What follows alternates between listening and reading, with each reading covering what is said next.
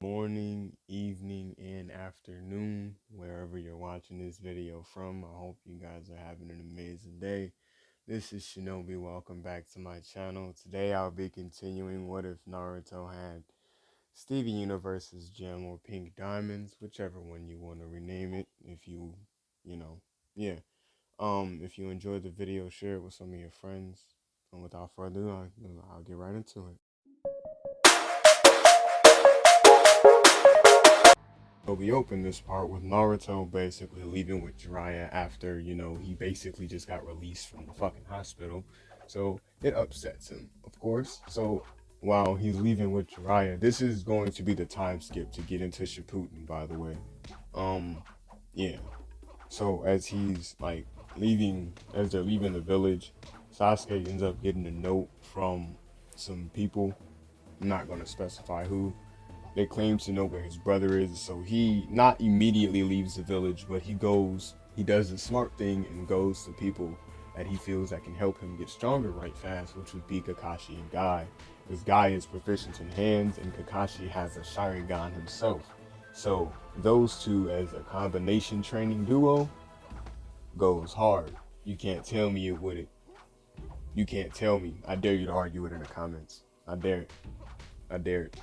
Anyway, yeah. So Sasuke goes off to train with Kakashi and Guy. Sakura ends up going to train underneath a lesser Konoichi. I can't remember what I had Sakura doing in this. I think I had her doing traps and shit. Yeah, never mind. I think I had her doing traps and shit. I don't know. She's off training with some people, I guess. I don't know. She's not necessarily relevant at this point right now. Currently. Hopefully I remember when she becomes relevant.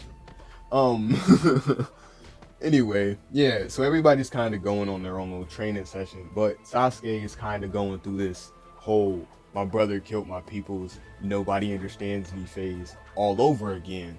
And Guy and Kakashi kind of realize this, so they take Sasuke out of the village because him training in the village with this type of pent up emotion ain't necessarily good for anybody underneath the same roof as him. So Sasuke, Kakashi, and Guy also leave the village along with Lee and yeah, Tenten, I want to say Tenten Lee and yeah, yeah, yeah, Neji. That's who his name is. Well, I don't necessarily know. Yeah, Neji, but Neji and Sasuke is indifferent right now because Sasuke was Neji was trying to beat on Naruto. Naruto beat on him. He tried to break Naruto's gem. So they got a little literal rivalry going on, right? So yeah, Kakashi seeing this, he kind of uses that against Sasuke because in a lot of ways, those two fighting each other, their fights last forever. So, you know, yeah, anyway, that's what's going on. Anyway, so we gonna go back to Naruto. After a while, we're gonna do a time skip, maybe like 5 years. They go from 13 to 18, so around Shippuden time. Yeah. So around this time, somewhere in between those 5 years, I'm gonna say the fourth year, word got to Sasuke and Kakashi and Guy and the rest of them that Itachi was making a move. So somewhere in between there, Sasuke made the executive decision to knock out everybody but Kakashi and go find his brother. Right? Right. So Kakashi, understandably so, he's not trying to get everybody that he just took out on this fucking 5 year, damn near 5 to 4 year long training session, just to take them over to where Itachi is, for them to get fucking murdered on the spot because he's Itachi, right? Anyway, and they don't know necessarily who's around him right now. They just know maybe his location. And they know that Kisame is one of his partners, and Kisame is a decent fighter, which is another reason why Sasuke is bringing Kakashi, and it would make more sense for him to bring more people, but he doesn't want. It's already bad enough that they kind of left without without getting anybody's approval. So him taking a whole another team instead of his captain to get them all possibly killed makes more sense. like doesn't make more sense. Like doesn't make sense. Anyway, yeah. So eventually Naruto catches word that the Akatsuki is rallying out the tailed beast. This prompts Jiraiya in all of their training of 5 years to tell Naruto that they have to go collect Orochimaru because Orochimaru is also a part of the Akatsuki, right? Right. Now keep in mind, Jiraiya never got injured, so that means forgot her name. Tsunade never got brought back to the Elite Village. Now she has visited, like she visited in between that time, but that was already underneath the influence of Orochimaru. Because if you remember, Orochimaru did have contact with Tsunade, right? Right, and at this point in time, she wouldn't necessarily have the backing of the Leaf Village, although she still holds that Sannin level. They kind of brushed her underneath the rug, you know, because she's a drunk and all that other stuff. So Orochimaru kind of just prayed to that, and when he joined the Akatsuki, I kind of expedited the situation.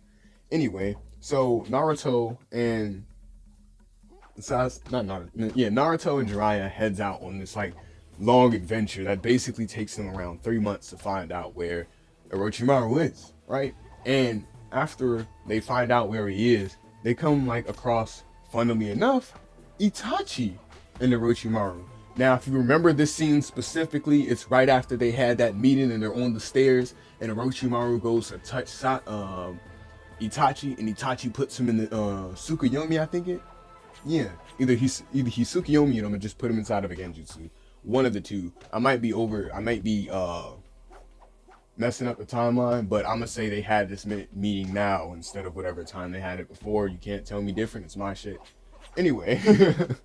Yeah, so they come across that, and lo and behold, on the other side of the mountain, Naruto sees Sasuke and Kakashi, and Kisame, you know, he appears next to Itachi and says that they have visitors, and of course, Naruto and Jiraiya makes the grand entrance. So Naruto, he pulls out this like little pad, because you got to remember, Naruto doesn't necessarily have all the restrictions that Steven Universe had.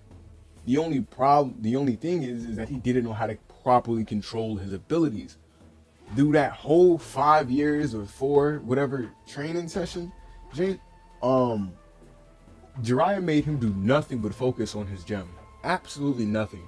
He literally forced him, because he, like, in Jiraiya's mind, he knew that Naruto's gem could heal itself as long as he has most of the pieces. So as long as he damages Naruto enough to the point where he still has his pieces, or he doesn't crack his gem, he'd be fine, right? So yeah, he was basically putting Naruto through the fucking ringer. This is out of character for Jiraiya, but hey, Jiraiya basically watched Naruto go into a place that he himself wouldn't even go into and come out damn near dead because he himself wouldn't go into there. Anyway, yeah. So this kind of, you know, made Jiraiya mad because Naruto wasn't listening to him, and it made Jiraiya mad at himself because he himself wouldn't go in there. Yeah, so yeah, Naruto and Jiraiya come down on like this little pink, little crystally pad, and everybody like looking at him like it's a little hard, right? And Jiraiya, Jiraiya instantly tells Itachi that he has no business with him, and if he lets him get the Orochimaru, he'll be fine. He'll let him walk away. Even he won't even he'll tell the Leaf Village that he wasn't even here. And as Jiraiya saying this, Naruto is like, dang, this man Jiraiya really does not like Orochimaru right now, right? And Itachi looks at Jiraiya and he sees the anguish in his eyes, the rage burning within those, and he's like, I guess that makes sense, right? And he starts walking away, and Kisame is like, you know, what about them? And Kakashi and not Orochimaru, Kakashi and Sasuke appear, you know, as soon as they start walking away, and Sasuke pull out a sword, and he like, I want answers, or you know, other stuff. And Naruto tells him, you know, maybe y'all should take that somewhere else, because I don't think Orochimaru's gonna go quietly. And Orochimaru, you know, he just got out of a genjutsu, but it was a genjutsu. So yeah. He gets up he gets up to his feet and he whistles. And literally as soon as he whistles, kind of zombified Tsunade appears. right? And when I mean zombified, I don't mean that she's mind controlled. I mean that she's just desensitized because of all the shit that she's done over the past few years. Tsunade has done things that she herself would have never thought she's done. She's killed people. She's burned villages to the ground in the name of Orochimaru. She's told children that they'd be fine, only for Orochimaru to take their bodies later on and her to dispose of the body that he was currently using. You know, that type of shit. So she's literally like out of it. And this obviously makes Jiraiya upset because he thought that this, like, Tsunade would never stoop to this level.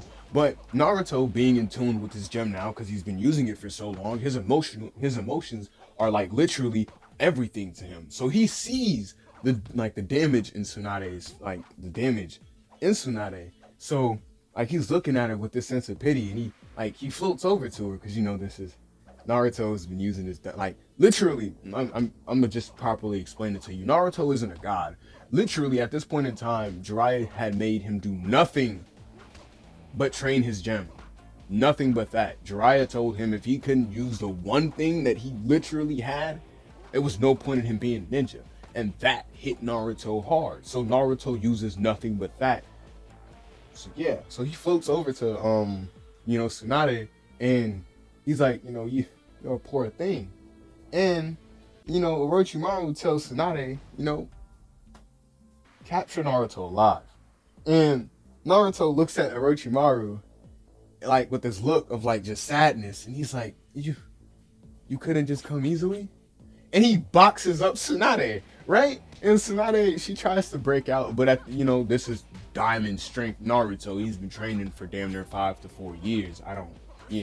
So he's got her boxed in, and she's trying to break out, and Orochimaru was like, what the fuck is that? Like, I thought you did bubbles, not boxes. What?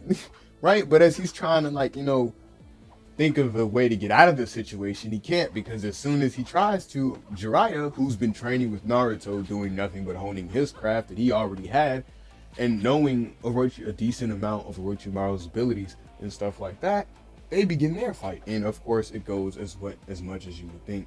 Since Naruto has an extreme amount of durability and he's very fast, Jiraiya had to adapt. So now Jiraiya is extremely fast and durable. So not like durable as in the fact that he can, take a few like strong punches. Like he can. Anyway, that's not the point. So yeah, they begin their fight. Orochimaru is like literally trying to he's trying to escape. He was trying to use Tsunade as a ploy because he knew that Jiraiya liked Tsunade in some meaning of the word. So he thought that Jiraiya would have focused all of his attention on the emotionally damaged Tsunade. But almost instantly, she got wrapped up in Naruto's bullshit. So in his mind, he's like, I've gotten tricked once again by this fucking god, by this fucking child, right? Or not a child anymore, a teenager, but that's neither here nor there. But, so at this point, Jiraiya is like literally fighting him on the fences. And at this point in time, Guy and his team did wake up, so they were on the frantic look for Sasuke and Kakashi. But since they literally went very far to fight their fight, it didn't make any sense. But since Jiraiya was willing to let them go, Zabuza and Itachi didn't want to take any chances. They went as far as possible. And of course, since Sasuke wanted answers and Kakashi was following Sasuke at this point to make sure everything went fine and he didn't get jumped, he went with him. So boom, everybody's in separate locations. They're far away from each other, and the only people the only person that Neji picks up on is, funnily enough, Jiraiya and Orochimaru. And Tsunade? They've been looking for her for a while now, right? And as they head over there to see what the fuck's going on, when they get there, they see Naruto floating there, basically talking pities to, Tsunade, which at this point in time, she's kind of she's accepted the fact that either she's going to go to prison or get executed or whatever happens. So she's just sitting there, not necessarily doing anything. She's just sitting inside the box. And Orochimaru, this has pissed him off because he thought he had her underneath his control to the point where she would do anything. But no, she just gave up that easily, right? And this prompts him to activate a seal on her neck. And of course, it's one of his seals. So it basically hulks her body out. Literally, it just turns her into, it surges her body full of a bunch of nature energy and turns her into what that orange dude would be, but temporarily, just temporarily, like literally just, yeah. So it temporarily enrages her, so she's able to break out of the bubble, which shocks Naruto, of course, because this is one of his strongest creations. So, he stops floating. He gets down on the floor, and he like activate these little purple, like not purple. He he closes his fist and activates like these little pink brass knuckles type things. They're just like little pink plates that go over the part that you punch you with, and over his knuckles, of course, right? And he tells her like, "Come on." So she, raged out. She charges at him, and she tries to like go throw a punch. It gets blocked. Naruto punches her back, of course. But of this continues for a hot second, and then she starts landing a few punches. And at this point in time, Tenten, Lee, and Neji are like, maybe we should step in, right? Because right, but Guy is fully convinced that whatever Naruto got going on, he might just be able to do this, right? So after a few more minutes, Tsunade, is actually landing punches. She's kicking him around, throwing him in the walls and stuff. And Orochimaru's actually getting excited. So he tries to make his grand escape to leave Jiraiya to deal with Tsunade's like little monster form, basically. Right? But as he's doing that, Naruto, like after getting knocked into like the wall for like the 5th time, he gets up, his eyes glow pink, and he like forms a shield. And using this shield, he forces Tsunade up against the wall. He walks over to her. He balls up his fist, makes the shield disappear and punches straight through her stomach. Right? Now at this point in time, you would be thinking, oh, she has 100 healings. No. She isn't in her right mind. She can't use any techniques. She's only been using the raw strength technique that she has, which is what Orochimaru was relying on for him to make his grand escape, because that was the only one that he really cared about. If he was thinking properly, which at the time he wasn't, because he was just too busy on trying to make her a soldier, because it's harder to get her to forcibly use her technique if she's not willingly a part of his league, because a whole bunch of mind shit, summoning jutsus. Anyway, that's not the point. So yeah, Tsunade falls to the ground, and right after all the chakra leaves her body, she kind of shrivels back up to her old self. And this, once again, shocks Orochimaru to the point where he's distracted enough to where Jiraiya is able to land a blow to knock him out, basically. So knock him out of the picture. So by the time he wakes up, he's in a Leaf Village, black site, basically. Like they're not even at the Leaf Village at this point. They're in a black site with Hiruzen and some Anbu members. And like when Orochimaru wakes up, he's like in this large room with like a few shinobi. And funnily enough, Naruto's there. But before we get to all of that, we have to go back to right after the fight ended. So after the fight ends, Jiraiya, Jiraiya tells Guy, because he's known this Guy and his team a while back, he tells Tenten to tie Orochimaru up with some string, whatever, right? And, she having all the good stuff, she pulls out the high quality shit, and she wrapped that man up, right? So boom, Orochimaru's captured, Tsunade is basically fucking dead, basically, quotation marks, give it a few seconds. So Jiraiya walks over there, and he's hurt. And this obviously does not bode well for, everything that's going on, because, Naruto already seen the state that Tsunade was in and was already feeling merciful about it. So given the fact that he just seen Jiraiya basically crumble because of her state, this fucks him up more. So as this happens, Naruto being so in tune with his gem, he's tearing up, because you gotta remember, Naruto is was the closest person to Tsunade at this point, because he was merciful, so he was like linked over her, basically, making sure she didn't necessarily, not saying that she because she did, she's dead, not necessarily. Anyway, my bad. Yeah, I'm trying not to get canceled. I don't want to go too much in detail. Long story short, he tears up, cries on her, and brings her back to life. No, she cannot use her 100 healings. Yes, she still has every other technique she owns. Yes, Naruto can jump through her hair. Yes, he has an alternate dimension. He might actually end up doing it to somebody else. Not necessarily sure currently right now, but yeah, that's what happens. Jiraiya, he experiencing Jiraiya's emotions, the emotions that he felt coming off of her and his own through his gem and his own, stuff. He tears up, cries on her. She, turns pink. She glows, turns pink, and wakes back up. And, her thinking it's like a second chance at life. And everybody in the immediate surrounding area, including Neji, like, Neji is baffled at this point because he knows for a fact a bunch of nature energy flowing into your body at the rate that it did to Tsunade, signing level or not, that damages your body. And then the fact that Naruto punched a hole through her body, your signing level or not, that shit hurts, right? So the fact that Naruto was just able to drop some tears and bring this whole person back to life, that changes your whole aspect on Naruto, right? So Neji instantly thinking, he has to see what the fuck is going on inside of her. He activates his Byakugan and sees like her chakra, like she still has chakra, her heartbeat's still there, but everything's moving like 10 times slower than what it would normally be, right? And as he's saying this, Tsunade's like, that's crazy because I don't feel like anything's moving. And then she feels her chest and she notices, yeah, my heartbeat's moving slower.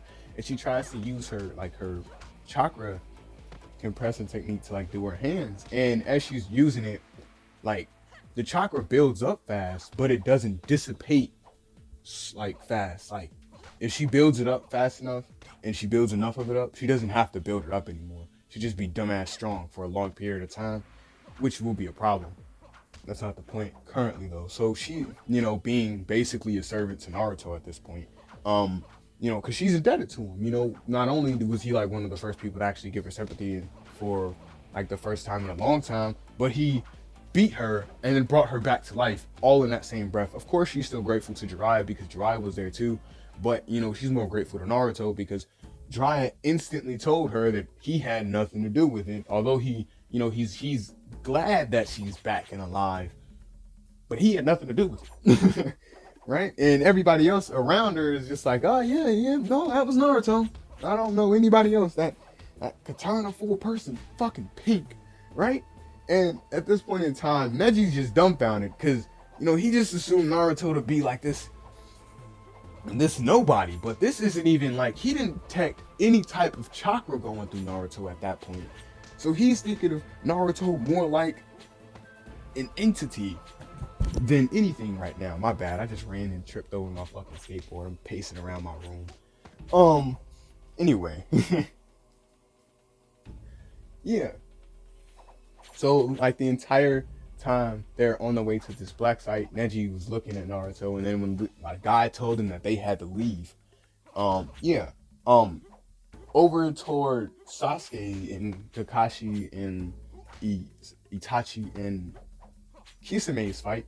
Kisame did end up fighting Kakashi, but after a while, Naruto, Kisame and Kakashi really was just fighting to pass the time because he knew, Kisame knew that Itachi was going to end up dying because he was sick, and Itachi knew that Kisame was only there to stop people from going past. And given the fact that, he thinks, Kakashi thinks Sasuke is ready to fight his brother, and he himself thinks so, they were just like, fuck it.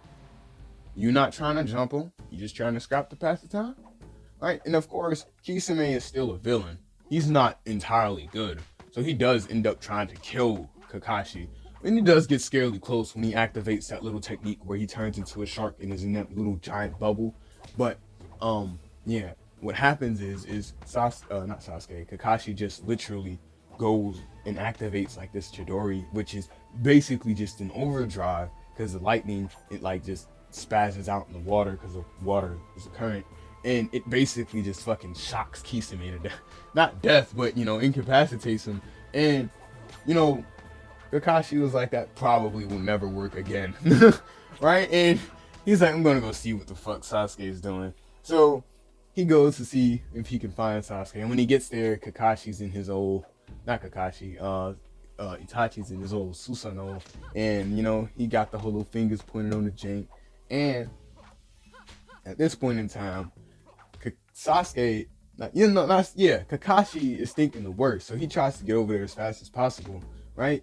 But when he sees, like, as he gets closer and he sees the state of Itachi, he just stops, right? Because Itachi, like he knows Itachi, so like as Itachi looks over at him, like he can see the thankfulness in his eyes, because he knows Itachi knew for like the last few years that Kakashi was training, you know, his brother.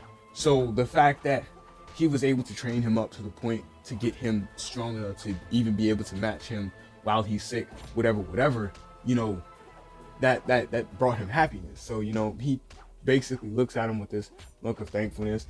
Sasuke does see this, and when he passes, you know, he kind of just falls onto Sasuke, and this literally activates his Mangekyo. So literally right after he gets it, he passes out. Of course, it's like a major fucking strain on his body. He just watched his brother die. So they ended up sending out a task force to find Kakashi, and when they found Kakashi fighting a few Akatsuki members that were trying to get Itachi and Sasuke. More specifically, I'm going to say the Masked Man. Now, when I mean to tell you this fight was almost one-sided entirely, Kakashi damn near fucking died. If it wasn't for the sheer number of Abu members that popped over the horizon, they would have literally just been murked, and that would have basically been their cue to go find fucking Naruto's cue to go find fucking Sasuke. But no, they sent like a total of 30 men out, given the fact that I don't know, Kakashi and Sasuke went to go fight fucking Itachi and Kisame, two of the most dangerous men in all of Naruto, or at this time. Anyway, so yeah, that happens. They get brought back to the Leaf Village. Tsunade, even, you know, Pink, she ends up helping Sasuke get his Mangekyo. And when he asks about his brother's condition, you know, because he didn't think he was necessarily dead immediately, although he kind of knew it, which is why he unlocked his Mangekyo. But I don't know if I'm properly saying that right. Anyway, yeah. Tsunade tells him, you know, sadly enough, there's nothing that they could have really done, you know, but Itachi, you know, knows, you know, the Uchiha lore basically states that if you take his eyes, you can get perfect control over your power, because, you know, the eye that you currently has makes you go blind after a while. You keep using it, right? So after hearing that, he basically, you know, takes into consideration. A few days pass, he gets the eyes. Yeah, that's what happens on their end. Back to Orochimaru and Naruto, Jiraiya, Ruzin, you know, the Black Site, all that other stuff. We go back to them. Jiraiya is asking Orochimaru a bunch of questions, and of course Orochimaru is not really answering, right? But Naruto knows information, because of course he could just pop, he could just go and ask Tsunade something. Because of course Tsunade has been around Orochimaru for a long time. So on their way back to the Black Site, he was asking Tsunade a bunch of questions. Like, how does Orochimaru stay young forever if all of y'all are old? Like, Jiraiya, it was old. You're old. Well, you were being old. You know, everybody he knows is old, you know, from his time. So how was Orochimaru? All right. So Tsunade, you know, she sighs and she's like, you know, I've done a lot of things, and one of the horrible things that he's made me do is, you know, raise children. And this kind of stops Naruto in like his tracks, and he's like, what do you mean, like, raise children, right? And she goes on to explain about how Orochimaru needs, like, you know, he has a jutsu that basically makes it to where he can possess a body for a set amount of, for a set, like, a year or two, and then he has to change whatever. So Naruto asks us to take a crack at Orochimaru, right? Now, of course, Orochimaru isn't necessarily thinking Naruto has anything majorly sustainable on him, right? But as Naruto floats over there on his little two pink pads that he's using on his feet, of course he doesn't have to, but he finds that more convenient than actually floating. Oh shit, hold on.